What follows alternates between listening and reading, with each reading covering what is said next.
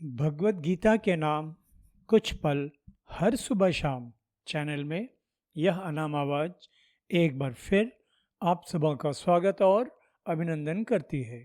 साथियों, आज आप सबों के बीच प्रस्तुत है भगवत गीता 9वें अध्याय का पहला श्लोक।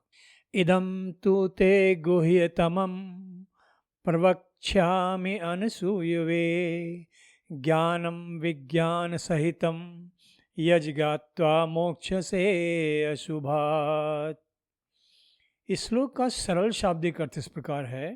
हे अर्जुन, तुझ दोष दृष्टि रहित भक्त के लिए इस परम गोपनीय विज्ञान सहित ज्ञान को पुनः भली भांति कहूँगा, जिसको जानकर तो दुख रूप संसार से मुक्त हो जाएगा। साथियों, राजविद्या राजगुह्य योग नामक भगवत गीता के 9वें अध्याय में योगेश्वर श्री कृष्ण अर्जुन को पराविद्या के सर्वाधिक गोपनीय सर्वाधिक गूढ़ तत्वों को उद्घाटित करते हुए समझा रहे हैं कि अनेकों प्रकार के दैहिक दैविक भौतिक तापों से भरे इस दुखमय संसार में बारंबार जन्म मृत्यु के दुष्चक्र से मुक्ति पाने का बस एक ही उपाय है।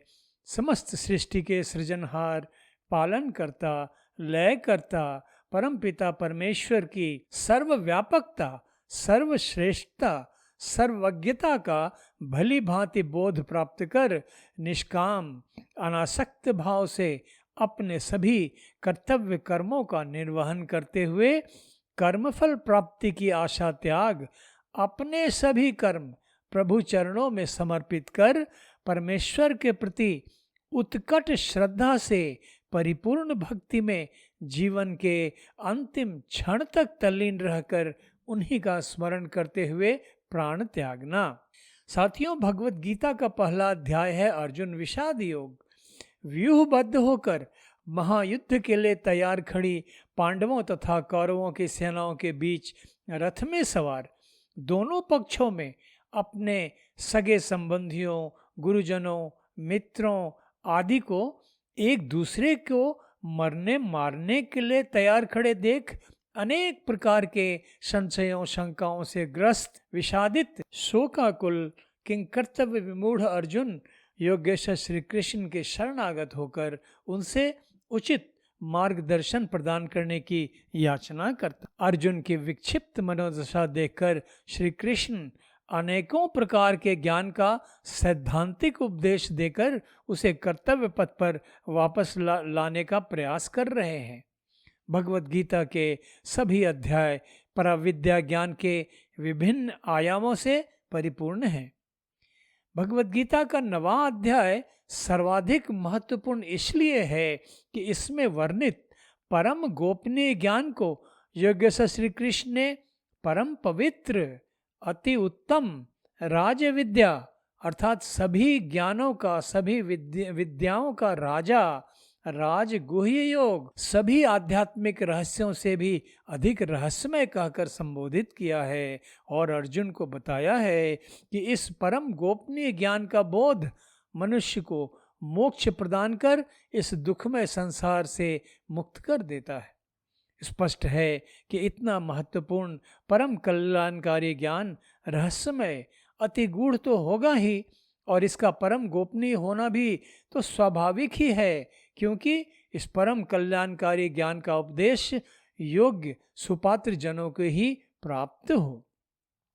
साथियों, इस श्लोक में योगेश्वर श्री कृष्ण द्वारा अर्जुन को अनसूयवे कहकर संबोधित किया जाना इस परम गोपनीय ज्ञान द ग्रेटेस्ट सीक्रेट नॉलेज को प्राप्त करने संबंधी अर्जुन की पात्रता को रेखांकित करता है। अनसूयवे शब्द के अर्थ का विश्लेषण योगेश्वर श्री कृष्ण द्वारा अर्जुन के लिए इस पद के प्रयोग के महत्व को स्पष्ट कर देता है। संस्कृत भाषा के शब्द असूय का अर्थ है ईर्ष्या, जेलसी, तथा अनसूयवे शब्द का अर्थ है ईर्ष्या मुक्त, नॉन जेलस।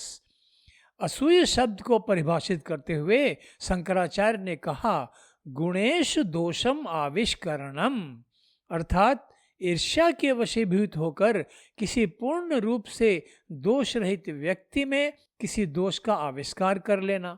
ध्यान देंगे, दोष तो है नहीं तो दिखेगा कैसे?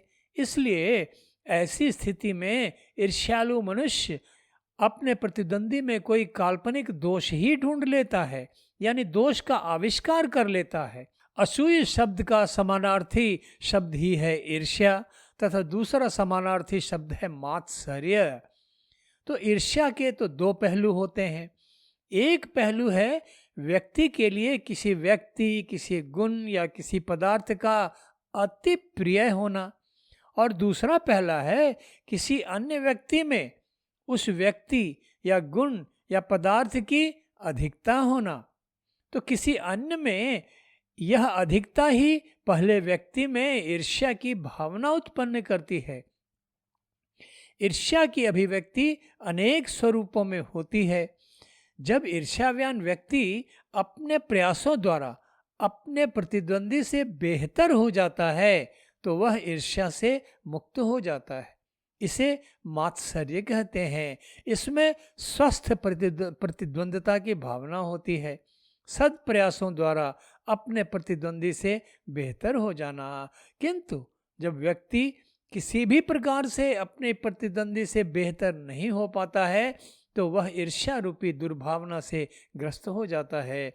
इस दुर्भावना से ग्रस्त व्यक्ति अपने से बेहतर प्रतिद्वंदी को नीचा दिखाने के लिए उसमें काल्पनिक दोषों का आविष्कार कर अपनी हीन भावना से मुक्त होने का प्रयास करता है।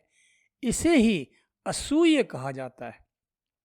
इससे व्यक्ति के अहंकार की झूठी संतुष्टि होती है। असूयता व्यक्ति के अहंकार की ही अभिव्यक्ति होती है, जो अपने से बेहतर प्रतिद्वंदी में काल्पनिक दोषों को ढूंढकर अपने अहंकार को संतुष्टि प्रदान करता है। तो ईर्ष्या कहें अथवा असूय, यह व्यक्ति की बड़ी कमजोरी होती है। तो योगेश्वर श्री कृष्ण यह अर्जुन को अनसूयवे कहकर संबोधित करते हैं, जिससे अर्जुन के चरित्र की अति श्रेष्ठता अभिव्यक्त होती है। वह साधारण मनुष्यों से कहीं बहुत अधिक श्रेष्ठ है और उसके चरित्र की यही श्रेष्ठता उसे वह योग्यता, वह पात्रता प्रदान करती है, जिसके कारण योगेश्वर श्री कृष्ण उसे यह परम गोपनीय, परम गूढ़ ज्ञान विज्ञान सहित प्रदान कर रहे हैं। तो साथियों, अब हम इस श्लोक के दूसरे महत्वपूर्ण पद ज्ञान विज्ञान सहितम पर थोड़ा विचार करें। किसी विद्या की सैद्धांतिक जानकारी मात्र को ज्ञान कहा जाता है। ज्ञान जब निजी अनुभव, एक्सपीरियंशियल नॉलेज में उतर आता है तो वह अनुभवजन्य ज्ञान विज्ञान कहा जाता है।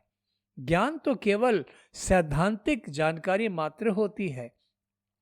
यह सैद्धांतिक जानकारी जब व्यक्तिगत अनुभव में उतर आती है तो वह विज्ञान का स्वरूप ले लेती है। विचार करने पर हम पाते हैं कि ज्ञान के 3 स्तर हैं।